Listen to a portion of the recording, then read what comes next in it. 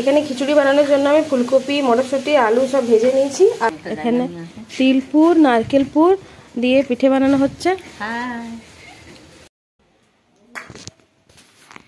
Hello friends, good morning, welcome back to my channel. তোমাদের সবাইকে স্বাগত আমার আরেকটি নতুন ভিডিওতে। তো এখন বাজে বেলা 10টা।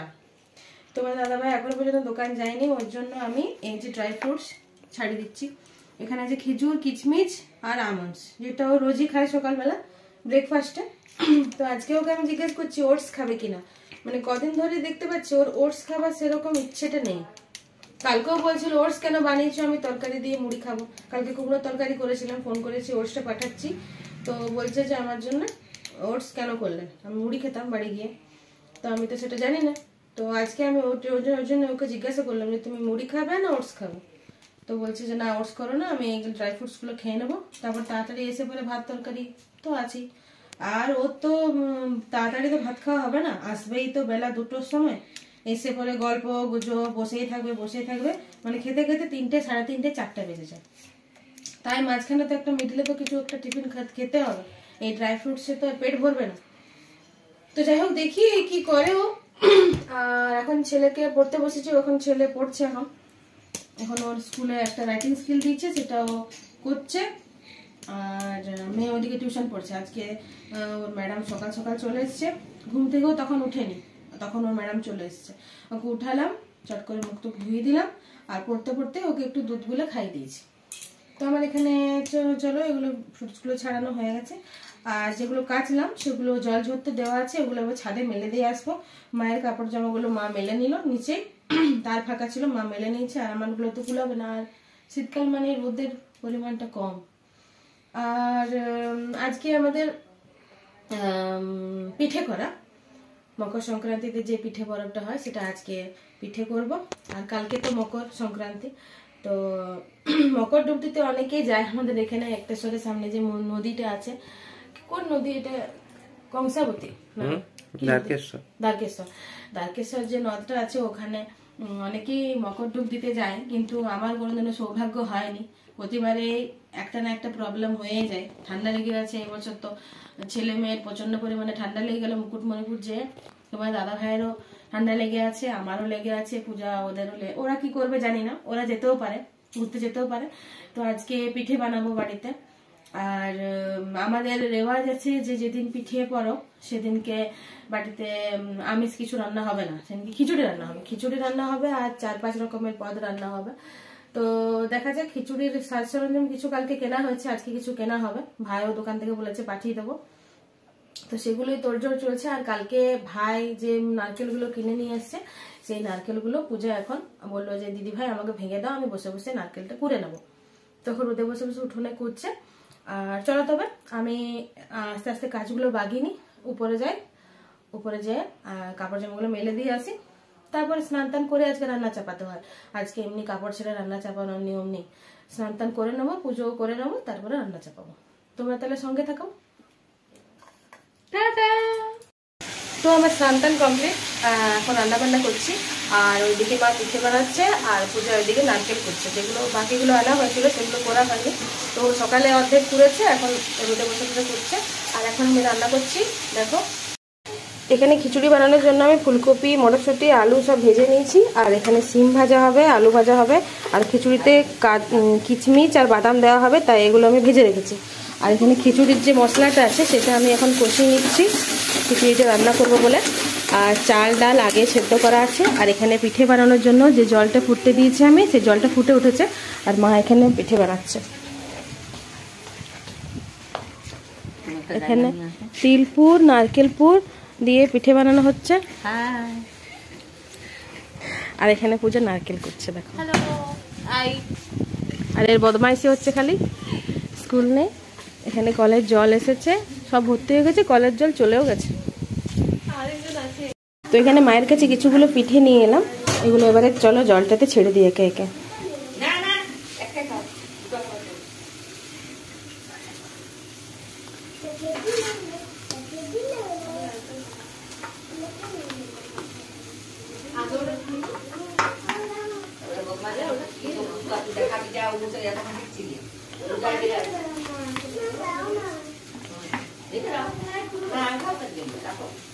ব্যাস আর দেবো না, হাঁড়িটা জলটা বেশি হয়ে গেছে।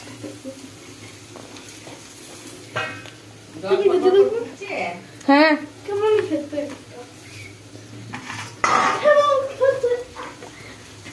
এটা একটু ঢাকা দিয়ে দিই, তাহলে ভাপে হয়ে যাবে। তো পিঠে করা কমপ্লিট হয়ে গেছে। এখন আমি আরও চাল গুঁড়ি মাখছি, আরও পিঠে বানানো হবে। আর রান্নাবান্নাও সাথে সাথে কমপ্লিট করে নিলাম, সমস্ত রান্নাবান্না কমপ্লিট হয়ে গেছে। বাচ্চাগুলোকে এবারে খাওয়াবো, চাল গুঁড়িটা আগে মেখে নিই। আরও কিছু পিঠে করতে বাকি আছে। আর চলো তবে দেখাই তোমাদের কী কী রান্না করলাম আজকে। তো এখানে আছে খিচুড়ি, এখানে আলু, ফুলকপি, মটরশুঁটি, টমেটো দিয়ে বানানো হয়েছে মিক্সড ভেজ খিচুড়ি। আর তার সঙ্গে বাদাম কিচমিচ আছে। আর এখানে হচ্ছে 4 রকমের রান্না করতে হয়। এখানে আছে সিম ভাজা, টমেটো চাটনি, ধনেপাতা দিয়ে, এখানে আলু ভাজা, আর এখানে আছে পালং শাকের তরকারি বেগুন ছাড়া আলু দিয়ে। তো চলো এই চাল গুঁড়িটা মানে পিঠে করা জলটা, গরম জলটা দিয়ে, গরম জল দিয়ে মাখতে হবে, তো তাই গরম জলটা দিয়ে পিঠে চালটা বাকিটা মেখে নিই। এটা করলেই মোটামুটি আজকাল হয়ে যাবে আমাদের, তারপর তখন বানানো হবে আরও। আর এখানে পূজা দেখো নারকেল কুড়ে রেখেছে, এতক্ষণে ওর কখন শুরু করেছে, আর এতক্ষণে ওর হলো 3টে নারকেল কোড়া। আস্তে আস্তে আস্তে আস্তে করলো, যাই হোক ভালোই হয়েছে কোড়াটা। আর চলো তবে এটা পিঠের চালটা মানে চাল গুঁড়োটা আগে আমি মেখে। Good evening friends. তো এখন আমরা বাইরে বাজার বেরিয়েছি, আর এখন ছেলেকে টিউশন নিয়ে এসেছি। অনেক তাড়াহুড়োর মধ্যে এলাম, ওর 6টার সময় টিউশন শুরু হয়ে গেছে। এখন বাজছে 6টা 20। এই 6টা 19-এ ঢুকলাম। স্যার তো বলছে যে 6টা 5-10-এর মধ্যে ঢুকিয়ে দেবে ওকে, এখানে নিয়ে চলে আসবেন। হ্যাঁ, তো আমাদের বাড়ি থেকে টিউশনের ডিস্টেন্সটা অনেকটা। প্লাস তোমার দাদা ভাই তো তোমরা জানোই, ওরা মানে যদি কোনো জিনিস যদি মানে হয় কোনো জিনিসের টাইম হয়তো হচ্ছে 10টার সময়, ও 1 ঘন্টা পর পৌঁছাবে সব জায়গাতে। 1 ঘন্টা না হলেও কিছুক্ষণ পর হবেই গ্যারেন্টি। মানে ও সবসময় ওর সব কাজ সবসময় লেটে হয়। তো যাই হোক ওর জন্য, আমার ছেলের জন্য, সবাইকের জন্যই দেরি হলো। প্লাস মেয়ে ঘুমোচ্ছে, মাকে বলে দিয়ে এলাম যে মেয়েকে উঠে অনেক বেলা করে ঘুমিয়েছে, 4:30 বেজে গেছিলো। পিঠে করলাম, কাজ টাজ সব বাগালাম, খাওয়া দাওয়া হলো, পরিষ্কার পরিচ্ছন্ন সব কিছু করে পরে 4:30টার সময় ওকে ঘুম পাড়ালাম। এখনও পর্যন্ত ও ঘুমোচ্ছে। মাকে বলে দিয়ে এলাম ওকে একটু তুলে দেবেন একটু পরে, নাহলে ঘুমোতেই থাকবে, আর রাত্রে ঘুমোবে না। তো যাই হোক এখন আমরা 2 ঘন্টা কী করব এখানে বসে বসে, কোনো গার্জেন নেই এখানে, পুরো একদম ফাঁকা, একদম দেখতে পাচ্ছ এদিক ওদিক পুরো ফাঁকা অন্ধকার, এখানে থাকতে আমার ভয় করছে। তো যাই হোক আমি আর তোমাদের দাদাভাই, আমি আসা এই জন্যই যে তোমার দাদাভাই একা ফিল যাতে না করে। ও বলছিল আমি একাটি কোথায় ঘুরে বেড়াবো, আর রবিবারও আছে, চলো একটু আমরা দুজন মিলে ঘুরেও আসবো কোথাও, বাজারটা না হয় একটু ঘুরে আসবো, কোথায় আর ঘুরবো এখন রাত্রিবেলা। তো চলো একটু বাজার দিকে ঘুরে ফিরে আসি, যদি কিছু কেনাকাটার থাকে কিনে নেব, তা করতে করতে আমার ছেলের টিউশনের ছুটি হবার সময় হয়ে যাবে। তো চলো তবে আমরা বেরিয়ে পড়ি এবারে। কেউ আছে, কে আছে, কে আছে, কে আছে, কে আছে, কে আছে? এখানে কি করা হচ্ছে? এখানে ব্রেড সেকা হচ্ছে তেল দিয়ে, পূজা রানী সেকছে। আর ও এখন নিমন্ত্রণ খেয়ে এসে পরে এক ঘুম হয়ে গেল, তারপর ওর পুরো একদম কাঁপাচ্ছে, একদম সোয়েটার টুপি চাদর পরে এসেছে, কত টাকা নিচে। ওর আসলে ঠান্ডা লেগে গেছে অনেক প্রচন্ড, হ্যাঁ গলা ব্যথা আর ব্যথা। ঠিক হচ্ছে? হ্যাঁ ঠিক হচ্ছে, একদম পারফেক্ট। পুড়ে গেছে। তেল কেন দিলি? সাদা তেল দিতে পারতিস তো। এটা সাদা তেল নয়, সাদা তেল নয় মনে, সরষের তেল। সকালে ইয়ে করেছিল তো। ঠিক আছে দেখছি। তো অ্যাকচুয়ালি সাদা তেলের বদলে সরষের তেলটাকে সাদা তেল ভেবেছে। ঠিক আছে চলো। এই পাপোশটা কিনে এনেছি বন্ধুরা, এটা দেখো, এই যে এটা তলে একটা কার্পেট, মানে কি বলবো, এটা যাতে মেঝের মধ্যে যাতে স্টাক হয়ে থাকে, বসে থাকে, চিটিয়ে থাকে, যাতে না স্লিপ হয়। এটা একটা খসখসে একটা কিছু একটা জিনিস, সেটা কার্পেটের মতো। আর এটার উপরে ভেলভেটের এই যে সরু সরু, খুব সুন্দর, এটা পায়ে একদম পুরো আরাম লাগছে একদম। হ্যাঁ একটা মানে আসলে পোকার মতো দেখতে, হ্যাঁ অনেকটা, কিন্তু দেখতে যেমনই দেখতে ঠিকই লাগছে, আর পা দিলে একদম পুরো আরাম লাগছে। হ্যাঁ তো এটা ভাবছি এরকম যদি বিছানায় শোয়া হয় তাহলে কত ভালো হয়। তো এটা একদমই কম দাম, 100 টাকা দাম, এটা কিনে নিয়ে এলাম। চলো তাহলে এটা এবারে এখানে দিয়ে দিই। এখানে দেখো দুজন আছে, একজন তো টিউশন পড়ে উঠলো, ওকে চা বিস্কুট খাওয়ালাম, চানাচুর নিয়ে বসেছে, আর একজন দেখো পড়তে বসেছে। আর মোজাগুলো বইয়ের উপরে, মোজাগুলো রেখেছে বইয়ের উপরে।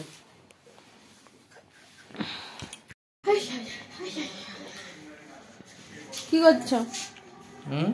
কি করছো? এই ব্লগটা এডিট করছি। কখন আর বেরোবে? 9টা মনে হয় বেজে গেল। আমি 9:30টায় ছাড়ি তো, তো আমাদের টাইমটা তাছাড়া তো হয় না, সময় পাওয়া যায় না তো দিনের মধ্যে এখানে এডিটিং করার।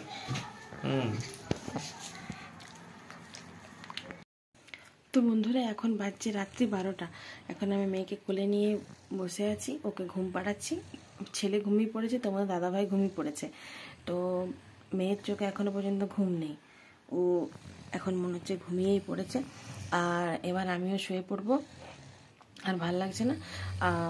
তো চলো বন্ধুরা, তোমাদের সবাইকে গুড নাইট। তোমাদের সঙ্গে দেখা হচ্ছে নেক্সট ব্লগে। আর যদি তোমাদের ভিডিওটা ভালো লেগে থাকে তাহলে অবশ্যই লাইক শেয়ার সাবস্ক্রাইব করে দিও। টাটা। তোমাদের সবাইকে গুড নাইট।